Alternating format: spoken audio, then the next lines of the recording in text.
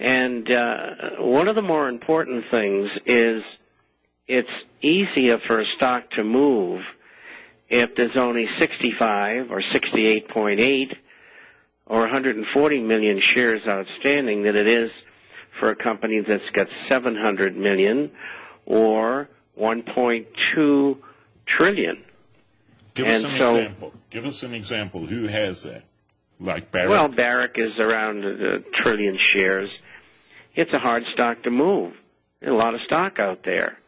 And it'll be especially hard for it to move in the future because they just announced they have lost $5.6 billion when, in fact, they're lying again. And they've lost $7.6 billion. And they'll eke the rest of it out later. Nobody ever calls them on it. That's because they're essentially a subsidiary of the United States government, and that was proven in the court case in interrogatories with the Blanchard suit against them and others for the manipulation of the gold market. So we know that Barrick was set up as Barrick Gold in 1988 to keep the price of gold down. Now, they did that by selling forward, which is called hedging, which is essentially shorting the market. There were also other things that they were doing, like laundering gold, but I won't go into that. And the company is run by criminals, people who have avoided prosecution for breaking the law, Mr. Peter Monk. And who is a Zionist, I might add. He's sort of in well, the same, not only that, he's in the same field very, as very Bernie close to the royal family. Yes. We're speaking with Bob Chapman from the International Forecaster. Another short break. We'll be right back.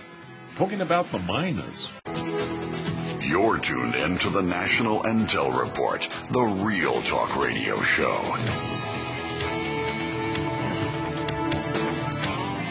Welcome back. Speaking with Bob Chapman from the International Forecaster. And just a quick reminder, the Bob Chapman special for Tuesday.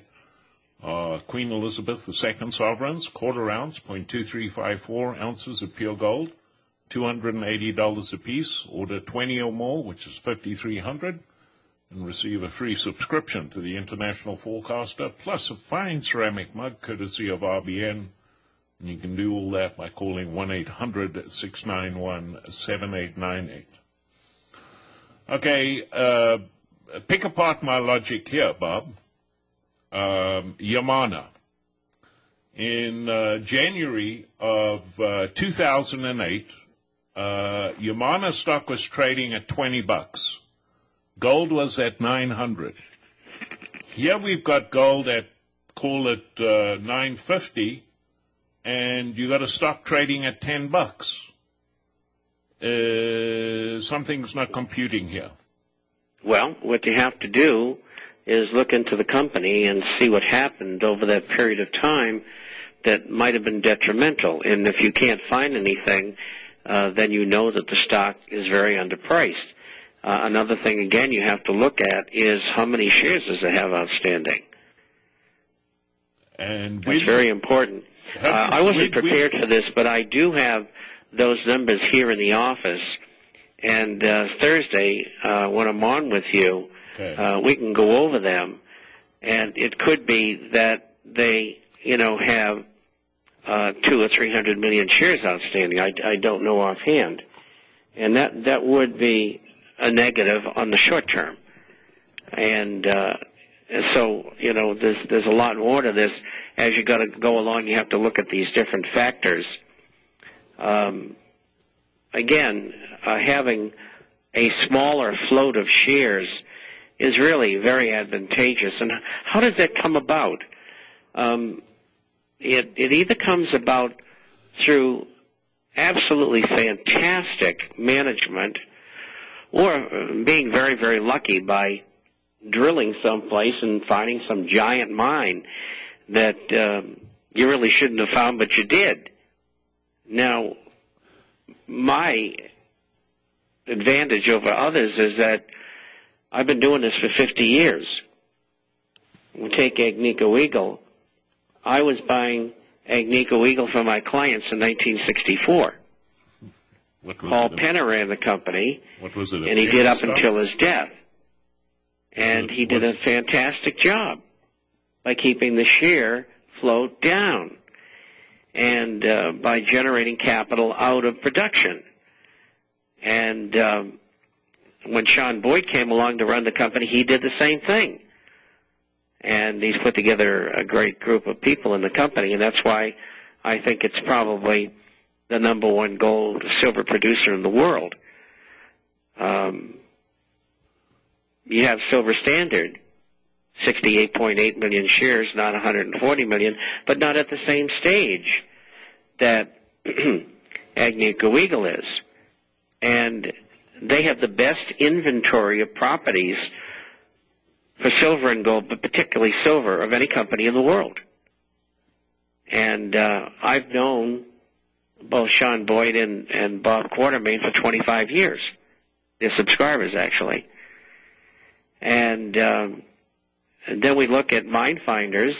There's only 65 million shares outstanding, and they just did a bought private placement for some 6 million shares.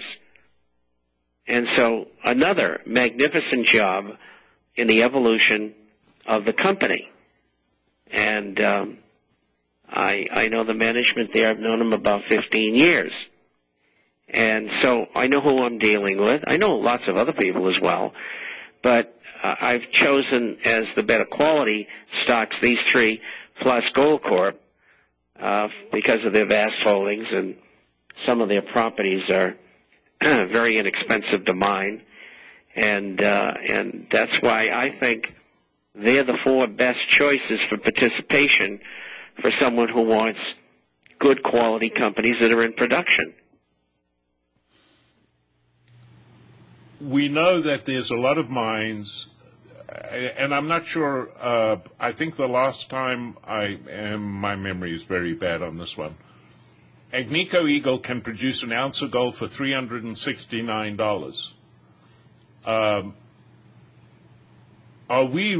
Are we correct in assuming that if a mine cost of production of 1 ounce of gold is $369, if you buy the stock, you're actually buying gold at a discount? Yes, but that's not the final figure. That's a figure out of the ground. And then you got to have to add in administration and mining costs and these giant equipment and professional staff that gets paid very well. And when you bring it all together, the cost might be $500. I don't know. I'd have to look it up. But the point is that that's not the final figure for cost. And so there's other factors, and I have information that lays all those things out. Well, here's another one. Obviously, Silver Wheaton. Now, Silver Wheaton enters, it's not a miner, it enters into contracts with miners to buy their silver at a substantial discount.